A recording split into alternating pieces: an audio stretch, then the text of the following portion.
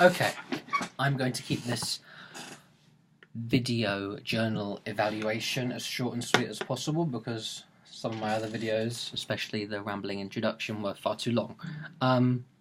Let's evaluate the improvisation attempts so far. Let's have a quick look at the process, thoughts on it, reflecting back. But first, this is a very old, mostly broken iPhone. I keep lots of scribbled secret notebooks of my own even before this process, but I find them to be very disjointed, made up mostly of lists, and they're just very chaotic. They don't really further any creative aims whatsoever, but while undertaking this project for some reason, I started using the same method I have in my notebooks, which is just compulsive sort of self-talking, like a little mini diary or journal of like to-do lists or little thoughts for the essays. I started recording them in the voice memos app rather than making these notes.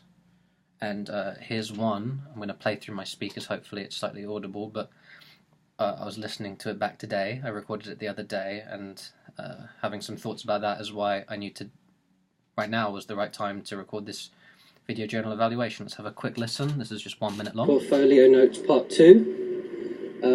Include a bit about doing this, walking around with your broken iPhone, recording voice memos, that being somehow applicable, appropriate for inclusion, relevant, something like that. Okay, what else? So, in evaluating the second improvisation piece,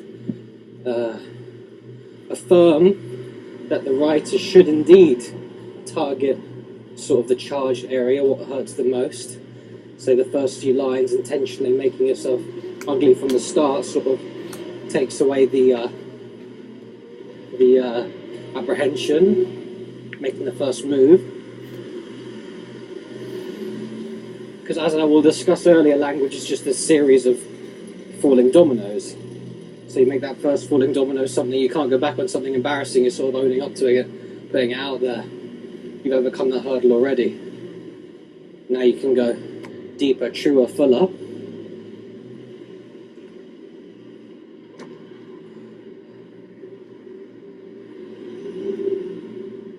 I think that's it. Yes, it is. Okay, so that was recorded while I was walking through a Leicester town centre. Hopefully I can put some of those ideas in more academic language, but I hope you'll see the reason why I thought that fit to include. Firstly, there's that little bit of self-reflection on, hey, maybe you should include the fact that you're doing this in the assignment. That's quite interesting, and I think it is. I feel like crap in Crap's last tape, listening back to myself while recording myself. Layers and layers, Russian dolls. But the second part is really interesting, where I mentioned language falling like dominoes, because when I was looking at my fear of improvisation, my problems with it, my dilemma with creative writing at the start of this assignment, that was in planning the assignment, it was really exciting. In undertaking the assignment, it was really scary. Apparently, theoretically, I can face my fear, but practically speaking, it was an entirely different matter.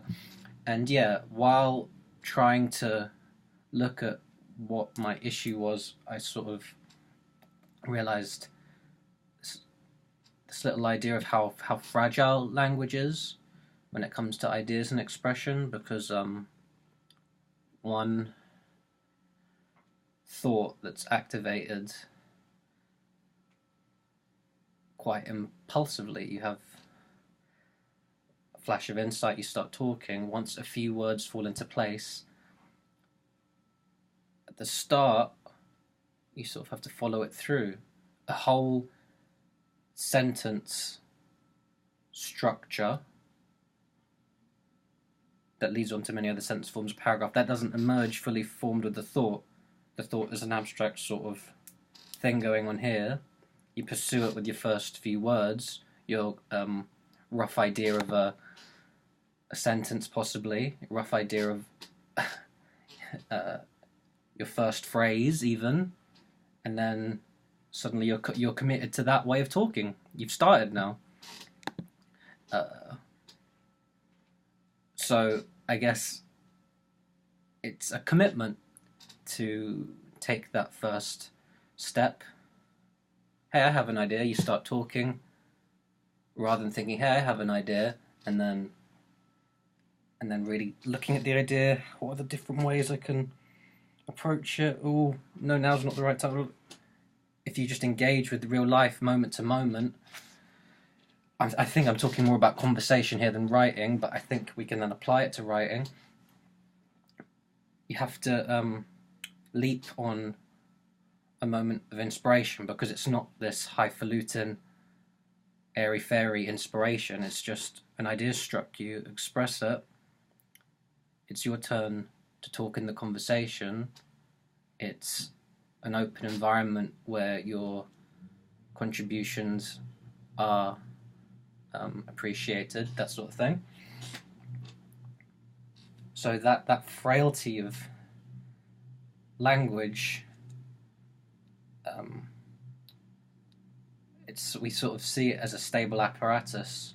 Clear ideas, clear expression. I say what I mean what I say. But when I was looking at writing, how important I find writing, how much I value writing, how much I love reading, how much I identify as a writer, how much that's all I want to do with my life, really. When it's important and it's not something trivial, suddenly that very first expression, that very first throw of the pebble into the water was really hard, because of the ramifications, because of those ripples, what they could mean, what they could do, where it would have to lead. Because you want to stay, if you're really scared, you want to stay safe, right? With this sort of exercise, it was very hard to stay safe using the Kerouac method of spontaneous prose. Especially in the second exercise, I had to sort of commit to my thoughts, really see them through to their weird ends that maybe aren't particularly flattering or didn't remind me of other good writing, but that wasn't the point. It was just sort of to hell with it, throw the pebble in the water, get all the preconceived notions of good writing out. That's not what the process of writing is actually about. That's for later. That's for later, when the writer looks back on his work, possibly when critics and colleagues talk about the work, and constructive feedback and constructive criticism is helpful. That's not for composition. Composition is for the present moment alone, and following the Kerouac method of spontaneous prose, total commitment. I mean, I'm talking about the second exercise because that was my attempt to be more autobiographical. But even in the first exercise, where I was flailing around for subject matter, and then I started writing about Mad Men, the first immediate thoughts upon finishing Mad Men, 2 a.m., the first sentence is, it was so fucking good. The second sentence, the whole second sentence, is the word perfect. That's just fanboy drivel in today's internet parlance. That's all it is. But I was a 7-season show. I'd spent a lot of time with it, just finished, overcome with emotion, and it was all about running through that feeling like it's the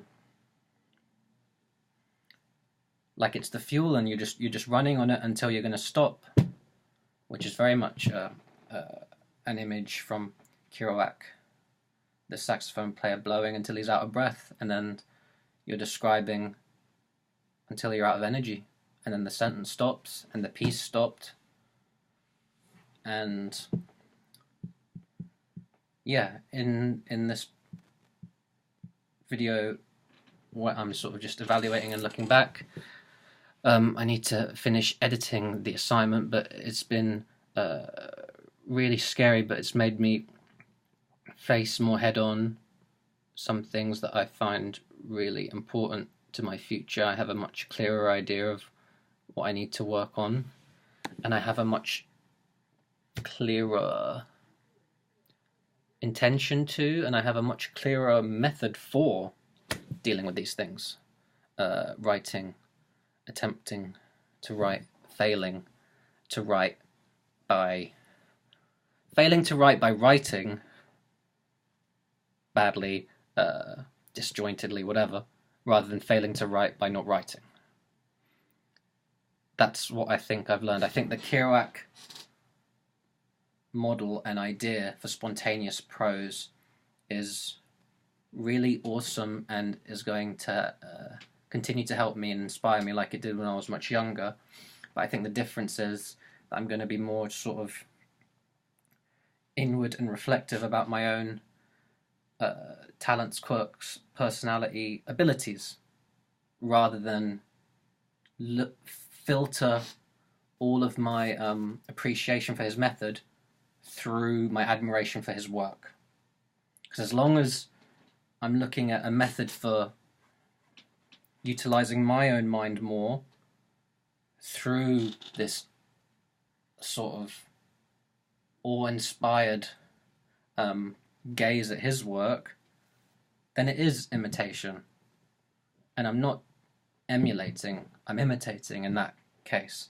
But I think what I've learned is that there's a lot of useful things, but in the end you have to take into consideration how singular you are, and that isn't in a good, hey, I'm unique, or in a bad, oh, I'm awful, not like anyone. It's not in those binaries, but you're singular in that you have to figure out your own methodology,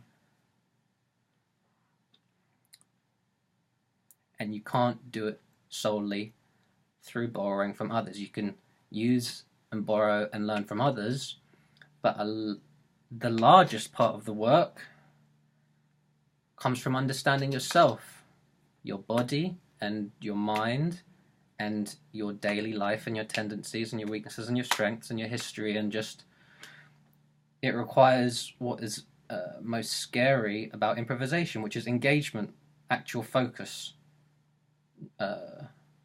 undistracted attention, not to the self, not navel gazing, but to the self's relationship with life.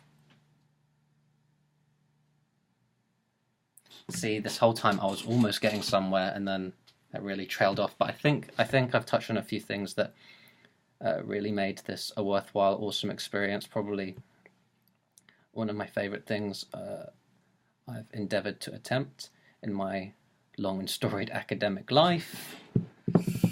So yeah, onwards and upwards, improvisation.